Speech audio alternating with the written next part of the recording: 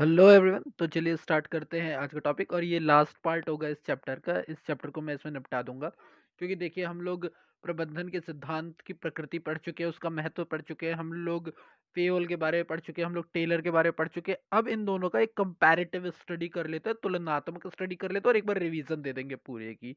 मैं इसी वीडियो में निपटाने की कोशिश करता हूँ इसे। ठीक है, वैसे हो ही जाएगा। तो देखिए क्या बोला हुआ है कि टेलर और फेयोल के जो सिद्धांत है वो एक दूसरे के पूरक थे, यानी ये एक दूसरे के कॉम्प्लीमेंट्री थे। ये एक दूसरे को सब्स्टिट्यूट नहीं कर रहे थे बल्कि कॉम्प्लीमेंट कर रहे थे। ये पूरक थे, ना कि कहते हैं प्रतिस्थापन। प्रतिस्थापन नहीं है, पूरक है। ठीक है।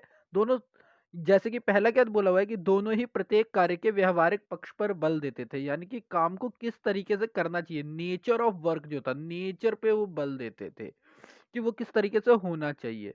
दोनों के दोनों ही मैनेजर और जो लेबर होता है उसके बीच जो संबंध होते हैं वो अच्छे होने चाहिए, इस बात पर बल देते हैं। दोनों ही, चाहे वो टेलर हो चाहे वो पेयोल हो, दोनों के ही सिद्धांतों का मेन जो ऑब्जेक्टिव था वो ये था कि आप अपनी एफिशिएंसी को बेहतर कर सके, एफिशिएंसी को मैक्सिमम कर सके। और दोनों ही ने जो है वो व्यक्तिगत हित यानी इंडिविजुअल अपने मोटिव की जगह या इंडिविजुअल प्रॉफिट की जगह उन्होंने कहा था कि भैया आप ऑर्गेनाइजेशन के हित को अधिक महत्व दें, यानी ऑर्गेनाइजेशन गोल को ज्यादा महत्व दें। ठीक है। अब ये तो हो गया जहां वो दोनों बातें साथ में कर रहे थे, पर कुछ ऐसी बातें थी जिसमें उन दोनों की बातों में अंतर भी है। जैसे अगर पर्सपेक्टिव की बात करता हूँ यानी संदर्भ की बात करता हूँ, तो टेलर ने का जो सिद्धांत था यानी टेलर के जो प्रिंसिपल थे वो निम्न स्तर को ध्यान में रखकर दिए गए थे, यानी कि लो लेवल पे ध्यान रख के बनाए गए थे। लेकिन जो फेयोल थे, फेयोल ने हमेशा उच्च स्तर को ध्यान में रख करके बनाया था। ठीक है। टेलर निम्न स्तर, फेयोल उच्च स्तर। अगर दोनों के नियमों का, सिद्धांतों के केंद्र की बात करते हैं, तो टेलर का जो मेन मानना था, टेलर ने ये कहा था कि भाई श्रमिकों की उत्पादकता बढ़ाने पर ध्यान केंद्र करो, यानी कि ये देखो कि वो कैसे अपनी प्रोडक्शन को बढ़ा सकते हैं। जबकि फेयोल का कहना था कि संगठन में प्रशासन पर यानी मैनेजमेंट पर ध्यान देना चाहिए। दोनों के ही मैनेजमेंट है, बट एक लोअर लेवल पे सोच रहा है, एक अपर लेवल पे सोच रहा है। तो एक सोच रहा है कि भैया श्रमिकों की उत्पादकता बढ़नी चाहिए यानी कि उनकी प्रोडक्शन बढ़नी चाहिए, दूसरा कह रहा है मैनेजमेंट अच्छी होनी चाहिए।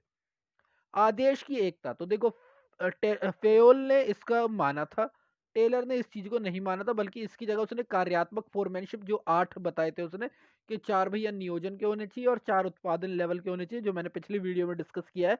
तो इन्होंने कार्यात्मक फोरमैनशिप के ऊपर बल दिया था, जबकि इन्होंने कहा था कि भैया आदेश में एकता होनी चाहिए। लागू होने की बात करते हैं तो ये पहली बात तो यहाँ पर ये हम नहीं है, ये कम होना चाहिए, ये हम नहीं है। ठीक है, तो ये वर्ड हम नहीं है, कम है। यानी कि लोचशील नहीं है, ये मान के चलो कि टेलर की जो ज्यादा लोचशील नहीं है जबकि फेयोल की लोचशील है। लोचशील का मतलब क्या, कि अगर जगह चेंज होगी तो भी फेयोल के रूल काम करेंगे, लेकिन ये साइंटिफिक है टेलर के तो थोड़े रिजिड है। वो कुछ विशेष स्पेशल इवेंट में ही लागू हो सकते हैं, हर जगह लागू नहीं हो सकते। अगर पर्सनैलिटी की बात करते हैं तो टेलर एक वैज्ञानिक थे और उनका जो जन्मदाता भी कहा जाता है, उन्हें साइंटिफिक मैनेजमेंट का जन्मदाता कहा जाता है। जबकि पेयोल जो थे वो क्या थे, एक प्रोफेशनल थे। टेलर जो क्या थे, एक नॉर्मल रूप से बने और सीनियर इंजीनियर बने, जबकि फेयोल जो थे वो माइनिंग इंडस्ट्री में गए और माइनिंग इंडस्ट्री में फिर वहां के मैनेजर बने। तो इनको हम जनरल मैनेजमेंट का फादर मानते हैं और इनको हम लोग साइंटिफिक मैनेजमेंट का फादर मानते हैं। ठीक है, पर्सनैलिटी। अब दोनों के अंदर अगर एलिमेंट की बात करूं, ह्यूमन एलिमेंट की बात करूं, तो टेलर ने मानव तत्व की तुलना में मतलब कि इन्होंने ह्यूमन एलिमेंट की जगह उत्पादन में वृद्धि को अहम महत्व दिया था। जबकि फेयोल ने कहा था कि भैया इक्वालिटी होनी चाहिए। अब देखो फेयोल ने कहा कि भैया सबको इक्वली पे करो, लेकिन टेलर ने क्या कहा था कि नहीं, अगर कोई प्रोडक्शन ज्यादा करके दे रहा है तो उसे ज्यादा पे करो और कोई कम करके दे रहा है तो कम पे करो।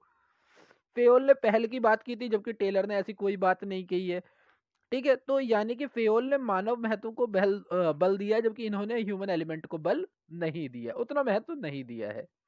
वर्णन की अगर हम बात करते हैं तो टेलर के योगदान को वैज्ञानिक प्रबंधन के रूप में यानी कि साइंटिफिक मैनेजमेंट के रूप में किया जा सकता है, जबकि इनको जनरल विचारधारा, जो जनरल थॉट प्रोसेस होता है फेयोल का, उसके द्वारा हम बता सकते हैं। रचना के आधार पर भी अगर हम बात करते हैं तो टेलर के कार्य विभिन्न अवलोकन तथा परीक्षणों पर आधारित थे, यानी ऑफ कोर्स ये इवेल्युएट करते थे, ये प्रैक्टिकल करते थे, उसके बाद इन्होंने अपने नियम बनाए थे। जबकि फेयोल ने अपने निजी यानी पर्सनल अनुभव जो थे उसके ऊपर उन्होंने किया था। तो फेयोल ने क्या कहा था, फेयोल के अपने निजी अनुभव थे, जो कि टेलर के क्या थे, प्रैक्टिकल और इवेल्युएट किए हुए वैसे थे। ठीक है। प्रबंधन के अगर हम सिद्धांत की, अब मैं फटाफट एक बार पूरा चैप्टर की कर देता हूँ। तो पहला क्या बोला हुआ है कि विज्ञान ना कि अंगूठा टेक शासन, यानी कि it's a science, management is a science, principle of management is a science, not a force of thumb. इसका अर्थ यह है कि काम करने की पुरानी विधियों को छोड़कर निजी विचार या पुरानी प्रथाओं, जो पुरानी प्रथाओं पर आधारित है, उनका छोड़ करके नई तकनीकों को लाना। तो ये तो सीधी बात है, देखो जैसे टाइम चेंज होता है वैसे डेवलपमेंट होती है। तो जो पुरानी आपकी विधियां थी, जो आपके पुराने तरीके थे, उसको छोड़ करके नए तरीकों को अपनाना। ठीक है, ये बेसिक मतलब यही है। मानसिक क्रांति जो होता है, इस वर्ड का मतलब होता है सोच में परिवर्तन। तो तीन प्रकार के परिवर्तन जरूरी होते हैं। पहला चेंज होता है, यानी जो आपका मेंटल रेवोल्यूशन होता है, वो तीन तरीके से होना चाहिए। पहला, एक दूसरे के प्रति दृष्टिकोण, यानी कि जो मैनेजर है और जो श्रमिक है, जो मैनेजर है और जो लेबर है, उनके बीच आपस में दृष्टिकोण अच्छा होना चाहिए। कार्य के प्रति क्या होना चाहिए कि भैया ये जो है हमारा इंडिविजुअल प्रॉफिट से ज्यादा, इंडिविजुअल ऑब्जेक्टिव से ज्यादा हम लोग अपने ऑर्गेनाइजेशनल ऑब्जेक्टिव को वैल्यू दें। लाभ विभाजन के प्रति कि भैया ये नहीं कि मुझे कितना प्रॉफिट मिले, बल्कि इस पे ध्यान दें कि प्रॉफिट को कितना ज्यादा किया जा सकता है। अगर ऑर्गेनाइजेशन का प्रॉफिट ज्यादा होगा तो अपने आप ही मेरा प्रॉफिट भी ज्यादा होगा। नेक्स्ट क्या देगा, सॉरी, एक कर्मचारी धूम्रपान नहीं करने का नियम तोड़ रहा है, तो यहाँ पर अनुशासन के सिद्धांत का क्या हो रहा है, उल्लंघन हो रहा है, नहीं माना जा रहा है अगर स्मोक कर रहा है तो। समझौते के अनुसार प्रबंधन अगर कर्मचारियों को या वेतन का वृद्धि या प्रमोशन नहीं दे रहे, तो यहाँ पर प्रॉब्लम हो रही है। श्रमिकों के साथ प्रबंधकों द्वारा लाभ विभाजन या सद्भावना नहीं की जा रही, या विवाद हो रहा है, तो इसका मतलब अनुशासन खत्म हो रहा है। सेल्स मैनेजर द्वारा सेल्स विक्रेता के लिए कच्चे माल का क्रय अपने पुत्र की कंपनी से करना, बाजार मूल्य से अधिक बल देने पर, ये वो अपना पर्सनल गेन दे रहा है, ये वो ऑर्गेनाइजेशन का गोल नहीं दे रहा है। मतलब वो अपने बेटे की कंपनी से ज्यादा रेट पर खरीद रहा है, जबकि मार्केट में उसे सस्ता मिल सकता है। क्यों? ताकि मेरे बेटे को लाभ मिले। तो ये उसका इंडिविजुअल प्रॉफिट हुआ ना।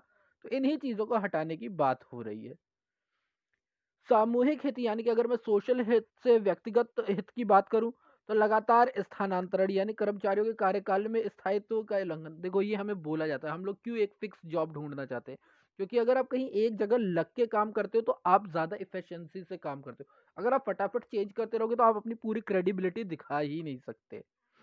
दूसरा क्या दे रखा है, दुर्घटना के समय प्राथमिक चिकित्सा बॉक का अपने स्थान पर ना पाया जाना। भाई ये भी सामूहिक हित का है, उचित व्यवस्था का उल्लंघन हो रहा है यहाँ पर, व्यवस्था नहीं है ढंग की। श्रमिकों को प्रशिक्षण व विकास के लिए व्यवस्था कराना। अगर आप ये करवा पाते हो तभी तो आप उनको अधिकतम कार्य क्षमता करवा पाओगे, उनकी वर्क एफिशिएंसी बढ़ा पाओगे। तो इसीलिए उनको ट्रेनिंग देना, ग्रो करना जरूरी है। तो ये हो गया हमारा सेकंड चैप्टर कंप्लीट। अब मैं बहुत ही जल्द थर्ड चैप्टर के साथ आऊंगा। सो आई होप आपको ये चैप्टर अच्छे लग रहे होंगे, तो प्लीज देखिए, and I hope it will be helpful for you. So thank you for your time.